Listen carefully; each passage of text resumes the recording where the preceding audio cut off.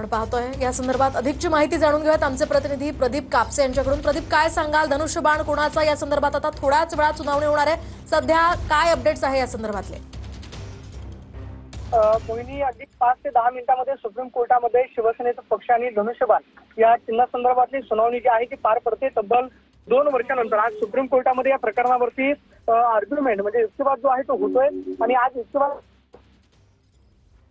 मुद्दे मांडले जातात हे पाहणं महत्त्वाचं असणार आहे किंवा शिंदे गटाकडून आज सुप्रीम कोर्टासमोर काय सांगितले जाते पाहणं महत्त्वाचं असणार आहे। सुनावणी होण्याच्या आधी ठाकरे गटाकडून लेखी सबमिशन जे आहे ते सुप्रीम कोर्टामध्ये दाखल करण्यात आलं।